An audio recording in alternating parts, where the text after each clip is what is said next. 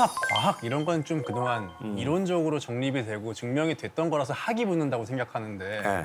명리학도 학이라고 하잖아요. 네. 제 생각에는 이게 검증이 된 건가 싶으면서도 그냥 명리론 이런 식으로 불러야 되지 않나라는 네, 생각을 좀 그래서 했어요. 이제 많은 사람들이 명리학은 그냥 미신이다. 혹은 뭐 그냥 연초에 한번 재미로 보러 가는 세시풍속이다. 이렇게 얘기를 하고 있고 많은 사람도 뭐 그래 그런 거지 뭐라고 생각을 하죠. 하지만 그렇지 않습니다. 간단하게 말하자면 명리학은 동양의 인문학이다라고 간단하게 정의하고 싶습니다. 우리 한반도에 명리학이 등장해서 지금부터 약 700년 전입니다. 그리고 조선시대가 열렸을 때는요, 이미 관직 안에 명과학이라는 관직이 있었어요. 그래서 이제 우리가 과거를 보면은 이제 이른바 문과가 있고, 무과가 있고, 또 뭐가 있죠? 네, 잡과가 있습니다. 잡과는 주로 기술 계통, 뭐 이런 것들을 뽑는 건데요. 그게 명과학을 뽑게 돼 있습니다. 그래서 이 사람들을 관상감이라고 했는데요. 이들이 지금 말하는 명리학자들, 실제로 명리학으로 고시를 봤어요, 시험을. 과거를 보고 이들은 이제 왕실 대소사에 이 제사를 언제 지내야 되는가 날짜를 잡고 기후를 예측하고 다음에 혼사, 세자빈을 간택하는 이런 것들을 굉장히 조정에 중요한 탑스크릿을 다루었습니다. 그런데 상대적으로 실록에는 한의사, 그러니까 의에 대한 기록은 되게 많아요. 그래서 여러분 허준의 동의보감인 거 잘 아시잖아요. 그런데 이 관상감에 대한 기록은 거의 실록에 전하지 않습니다. 왜냐하면 이거는 글자 그대로 궁중극비상이 많고 주로 영모와 관련되기 십상입니다. 쉽게 말하면요, 왕자들이 이렇게 많은데 사실은 왕제는 저 사람이요 하는 순간 영모가 성립되는 겁니다. 이런 것이 이제 많이 공개되지는 않았지만 이미 조선 500년 동안 굉장히 중요한 역할을 담당하는 관직이었다라는 공식 학문에도 물론 조선을 지배한 것은 성리학입니다. 하지만 유명한 얘기가 있죠. 조선의 낮은 성리학이 지배하고 밤은 명리학이 지배했다. 이게 성리학자들도 다 몰래 사주 본 겁니다. 명리학을 하겠냐 아니냐라는 얘기 자체가 사실은 성립하지 않습니다. 본래부터 학이었고 그것도 굉장히 중요한 동양 학이었다라는 거. 흔히 우리 엄마들이 늘 하는 말, 저희 어머니도 늘 했습니다. 아이고, 그냥 남편 복 없는 년이 자식 복이 있을 리가 있나 뭐 이런 얘기들 있잖아요. 마치 운명은 정해져 있고 안 되는 애는 때려 죽었다 깨도 안 되고 되는 자들은 뭘 어떻게 해도 된다라는 식의 운명 결정론적인 시각이 있습니다. 저 그러면 궁금한 게 있는데 이렇게 요즘은 이제 수술 같은 거 할 때도 사주에 맞는 좋은 날짜가 있다고 해서 이렇게 뭐 아이를 그때 맞춰서 낳는다거나 이런 게 좀 있는 것 같더라고요. 큰일 날 얘기입니다. 저한테도 그런 거 물어보는 사람 많습니다. 네. 저는 그렇게 대답해줍니다. 언제나. 그 담당 의사 스케줄 보고 제일 스케줄 편한 날 잡아라. 실제로 최근에 그런 일이 일어났습니다. 제가 이제 좀 알림을 통해서 좀 잘 사시는 분이 이제 손주를 보게 돼서 또 이 부를 또 이어가야 되기 때문에 이 날짜와 이 날짜 중에서 제일 좋은 날짜 잡아달라서 그런 날짜는 없으니까 저한테 그런 거 물어보지 마세요 했더니 또 귀엽고 어디 또 뭐 유명한 분한테 가서 날짜를 잡으신 겁니다. 근데 문제는 이 범위에서 조금 무리하게 뒤로 당겨서 잡은 거예요. 이 허용 범위 내에서. 그 정도는 충분히 요즘의학으로 커버할 수 있다. 이 날이 너무너무 좋으니까 좀 무리하더라도 이날 좀 사산을 했습니다. 자, 근데 요즘은 좋은 사주로 바꿔주는 굿도 합니다. 명리학에서요? 예. 이거는 이런 것들은 신고하십니다. 저희가 합법적이라는 건 줄 알고 그게. 예, 이런 거는 우리 형법상으로도 사기에 해당합니다. 제가 실제로 제 수제자들 한 14명과 같이 이제 MT를 가가지고 밤중에 심심하니까 우리 이론적으로 가능한 가장 완벽한 사주를 한번 만들어보자. 완벽한 사주 만들기 게임을 했어요. 그런데요, 이게 밤새도록 했는데 안 되는 겁니다. 다리 쪽 끌어 맞추면 상체가 안 맞고 상체를 끌어 맞추면 발목이 나오고 왼쪽을 맞추면 오른쪽이 안 맞고 오른쪽을 맞추면 왼쪽이 안 맞는 거예요. 그래서 그때 이런 생각을 했어요. 이 명리학의 사주와 팔자 이것이 이제 좀 오묘하구나. 어떻게 해도 완벽한 답이 없도록 만들어놨구나. 그럼 태어났을 때부터 운명이 정해져 있는 건가요? 태어나면서부터 정해져 있는 것은 운과 명 중에서 명입니다. 참 재밌지 않습니까? 우리 얼굴이 다 다르다는 게. 지문이 다 다르다는 게 얼마나 신기합니까? 그 다른 만큼이나 우리는 각자 다른 소명을 갖고 태어났습니다. 그러면은 이 사주를 볼 때 태어난 해, 월, 일, 시를 보잖아요. 네. 그러면 이 지구상에서 나랑 똑같은 시간에 태어난 사람이 있을 거란 말이에요. 물론이죠. 그러면 그 사람은 사주가 똑같을까요? 굉장히 좀 진전된 질문을 가지고 또 이렇게 명리학을 공격하는 자들이 꼭 이 질문을 꼭 합니다. 두 시간 사이에 같이 태어난 사람 얼마나 많아? 네.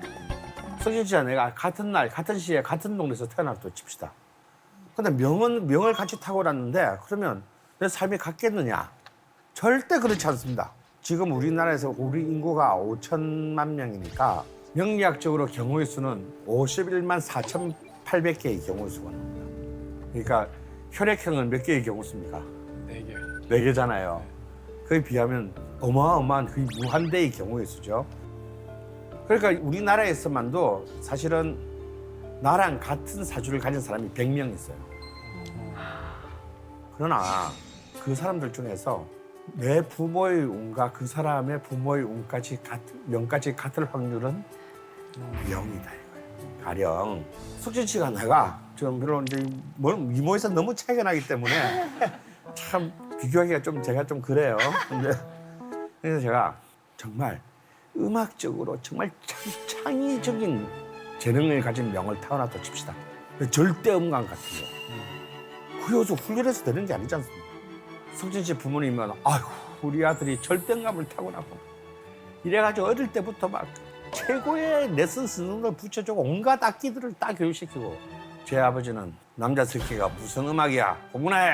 그리고 원래 그냥 친구 석진한테 가서 이렇게 빌려온 악보도 막 찢어버리고 막 악기도 발로 부셔버리고 그렇게 성장을 했다고 칩시다. 이 두 사람이 절대 같은 길을 갈 수 있게 되겠어요? 아니죠. 네. 이 나머지 나의 변수를 결정짓는 것은 운명의 글자 중에서 운자다 이거야. 그래서 우리가 운이 좋다, 운이 나쁘다라고 하는 것은 내 명을 펼 수 있는 환경이 다행히 내 편이거나 혹은 적대적이다라고 볼 수 있는 겁니다. 그럼 우리는 전혀 다른 길을 가게 되겠죠. 같은 명을 태어났지만 실제로요. 그러면 쌍둥이는요. 엄마까지 같지 않습니까? 부모까지. 맞아요. No, 같지 않습니다. 실제로 쌍둥이의 경우도 거의 대부분의 엄마가 한 사람한테 애정이 좀 더 간다는 거예요. 근데 그거는 세 사람 말고는 몰라요. 그래서 쌍둥이 사줄 때는 이 세 명을 사실상 진실 게임을 해야 돼요. 솔직히 말해보세요. 누구한테 더 정이 갔습니까? 근데 정말 극적으로 정말 똑같이 대한 사람이 있습니다. 그런 경우는요, 이 두 명의 성장도 비슷해요. 즉, 운이라는 글자는 글자 그대로 예측 불가능하다는 뜻입니다. 그 예측 불가능함을 예측하는 것이 명리학의 본질입니다.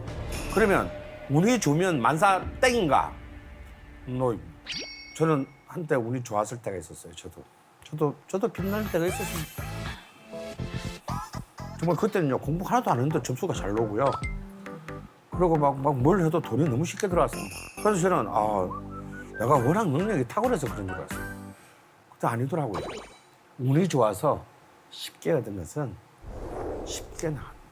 근데 운이 나빠서 힘들게 얻은 것은요 힘들게 나가. 그래서 운이 좋은 것도 좋은 게 아니다. 저는 이제 명리학 쪽은 사실 아니지만 아까 말했던 동생이 신점을 봐줬었거든요. 네. 봤는데 깃발을 뽑는 게 5가지 깃발을 뽑아봐라. 네. 또 신나가지고 이제 좋은 거 나올 거 기대하고 뽑았는데 검은 깃발이 계속 나오더라고요.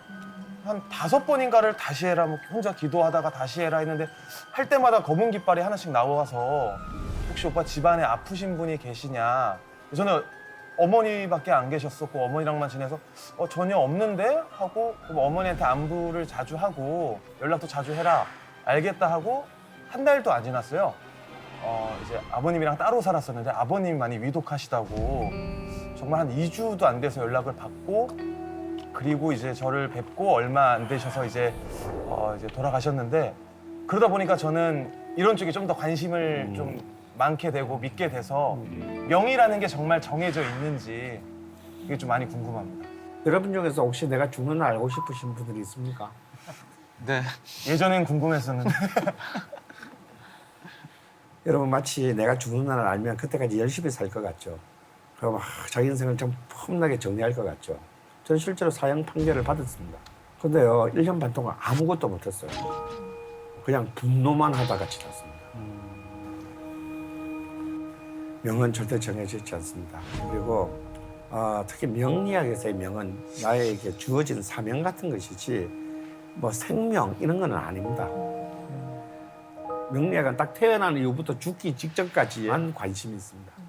다시 말해서 태어나기 이전인 전생이나 태어난 이후의 내세에는 관심이 없다는 뜻이에요. 오로지 인간의 현세적 욕망만을 다룹니다. 그리고 저는 그것을 인간이 알아서도 안 된다고 생각해요. 세상에 수많은 법칙이 있지만 그 법칙은 전부 예외가 있죠. 하지만 죽음 앞에서는 예외가 없어요. 모든 것은 언젠가는 소멸한다. 그리고 우리가 굳이 미리 할 필요가 있을까요? 그래서 또 이제 많은 분들이 이제 궁금해하시는 것 중에 외국인들도 이렇게 사주팔자가 통할까라고 하는데요. 충분히 똑같이 적용됩니다. 근데 이거는 이제 봄, 여름, 가을, 겨울이라는 우주의 조후에 근거한 것이기 때문에 봄, 여름, 가을 순서가 바뀐 남반부의 경우에는 적용이 안 됐어요. 남반부 출생자들은. 근데 또 대한민국이 또 어떤 나라입니까? 안 되는 것을 되게 하는 나라잖아요. 남반구 만세력이 나왔습니다. 그래서 이제는 리오넬 메시의 사주도 볼 수 있다. 그래서 이제 중요한 것은 표준시입니다. 그럼 한국인인데 미국 LA에서 태어났는데 그럼 그 한국 시간으로 봐야 돼요? LA 시간으로 봐야 돼요? 어렵다. 네. 당연히 태어난 곳의 시간으로 봐야 되는데요. 사실 이제 그것을 표준시로 정정하는 것이 좀 귀찮습니다. 사실 여러분 우리나라 같은 경우는 동경표준시입니다. 지금 우리가 난 12시라고 하는 것은 도쿄의 12시가 우리랑 같이 치는 겁니다. 그럼 실제로 우리는 아직 12시가 안 왔어요. 그때 서울의 경우는 마이너스 28분. 그러니까 실제 우리는 11시 32분인데 서울은 이걸 12시로 치는 겁니다. 표준시랑 시차 조정을 해주는 것이 귀찮은데 또 우리나라 사람이 어떤 사람들이 이 모든 시차를 또 전부 조정해주는 앱을 또 바로 개발했어요. 그래서 제가 혼자서 공부할 때는 이렇게 어떤 사람이 생년월일을 가지고 사주 8글자를 뽑는데 30-40분씩 걸렸어요. 그리고 또 그것마저 틀려. 그래서 보통 보면 막 실컷 엉뚱한 사람 사주를 봐놓고 보게 됩니다. 그리고 다 얘기하고 난 뒤에 틀렸잖아. 근데 엉터리 사주 가지고 얘기했는데 다 맞다는 거예요. 그래서 사실은 아닌데요라고 말해야 되나 말아야 되나로 도덕적인 굉장히 고난을 당한 적도 있습니다. 그래서 이제 제가 만세력의 말을 했는데 우리에게는 양력이 있고 음력이 있죠. 그 다음에 또 태양력, 24절기력이 있습니다. 그리고 만세력이 있어요. 굉장히 복잡하죠. 그러면 사주는 뭘로 보느냐? 양력으로 보느냐? 음력으로 보느냐? 아닙니다. 만세력으로 봅니다. 만세력 역법은 뭐냐? 쉽게 말씀드리면 양력과 음력을 전부 다 통합한 것입니다. 그래서 이제 저는 오히려 그냥 생일을 정할 때는 양력으로 정하는 게 정확하다고 봅니다. 왜냐하면 음력에는 윤달이라는 게 있어요. 왜냐하면 음력으로 하면 오차가 하도 많이 나니까 3월달이 지났는데 또 3월달이 한 번 더 오는 거야. 한 달을 더 만드는 거야. 이걸 윤달이라고 하거든요. 그러면 그냥 이 사람이 진짜 3월 5일생인데 윤 3월 5일생인지 그냥 3월 5일생인지 본인도 모르는 수가 있어요. 차라리 그냥 양력으로 정하는 것이 훨씬 정확하다. 저는 32살부터 잘 된다고 하길래 예. 작년이 32살이었거든요. 예. 그래서 어머니한테 어디서 봤길래 나 왜 잘 안 되냐. 그쵸, 전화하셨나 봐요. 네. 만으로 32살이다. 올해부터 잘 된다 해갖고 일단 얘기는 하고 있는데 좀 환불해야 될지 지금 고민 중이거든요. 한 번 안 해줍니다. 그리고 이제 여러분들 이제 그 사주 명리학 가지고 얘기할 때 이제 그 공부를 안 하신 분도 다 하는 말이에요. 야, 내가 올해부터 대운이 들었대.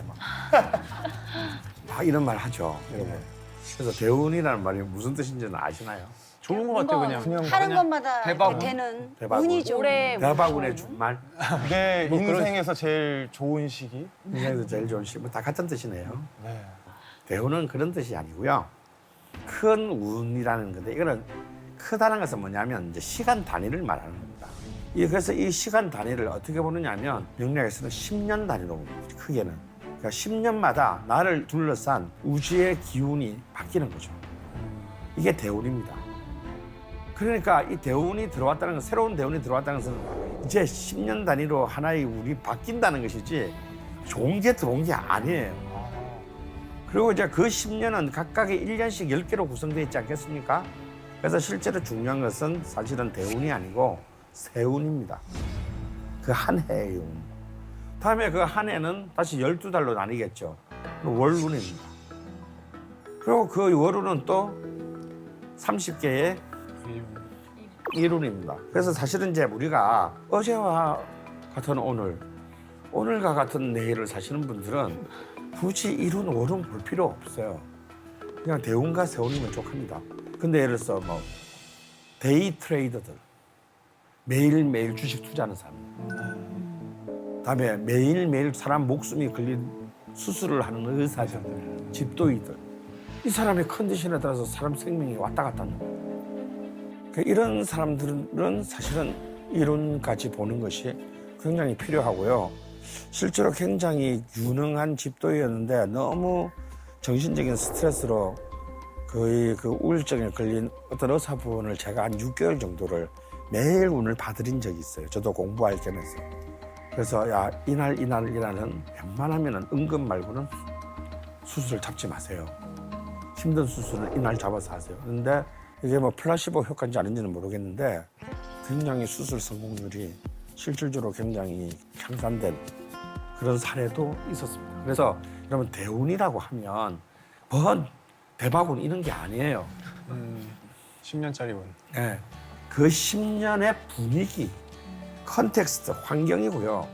어떤 내 의지가 실현되고 결정되고 결과물을 내는 것은 세운이 훨씬 더 직접적입니다. 그렇기 때문에 나한테 적대적인 대운이 들어왔다 하더라도 결코 쫄 필요는 없다. 왜? 우리에게는 오고 가는 세운이 10년이나 10개나 있기 때문입니다.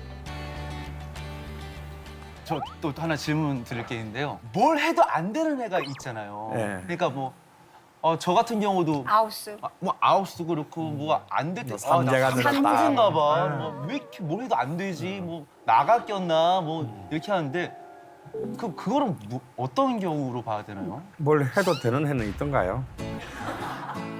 없었던 것 같아요. 대운이 바뀔 때 그때는 나는 그대로 있지만 나를 둘러싸는 환경이 굉장히 바뀌는데 우리가 그걸 못 느끼잖아요. 그렇기 때문에 상황은 바뀌었는데 나는 이전의 룰대로 대응하다 보면 꼭 사실상 이렇게 잘 맞지 않는 일들이 연속해서 일어날 수 있습니다. 그래서 우리 9살 들었다는 말은 29살, 39살 얘기하는 게 아니에요. 대운이 10년 단위이기 때문에 9년째부터는 이제 대운이 이제 다음 대운으로 바뀌는 때잖아요, 그죠? 그래서 이런 전환기에 우리가 전환기에 감기도 들고 뭐 좀 면역성도 떨어지고 그러지 않습니까? 이럴 때 좀 그런 일들이 좀 집중적으로 일어난다. 그러니까 삼재 같은 경우는 사실은 저는 뭐 개인적으로 그렇게 너무 신경 안 쓰셔도 된다는데 100년 전만 하더라도 우리 현실적으로 굉장히 이 지구상의 인간의 운명이 진짜 불행했어요. 그러니까 뭐 질병으로 전염병으로 사고사로 너무 이렇게 참 인간으로서의 어떤 한 그 행복을 누리지 못하고 죽는 경우가 너무 많았다 보니까 명리학적으로 굉장히 불행한 거, 좀 꺼림칙한 것들을 굉장히 많이 설정이 된 거예요. 그럼 그러니까 설정한 대로 그것만 보게 되면 우리는 차라리 삶을 포기해야 되겠다. 도대체 나한테는 언제 좋은 시간이 오는가라고 이렇게 막 정말 고통스러울 수도 있습니다. 그래서 이제는 너무 옛날에 그 힘들었을 때 시대를 기준으로 하는 데서 벗어나야 됩니다. 다시 말해서 모든 학문은 시대가 바뀌면 학문의 프레임도 이동하죠. 명리학도 마찬가지입니다.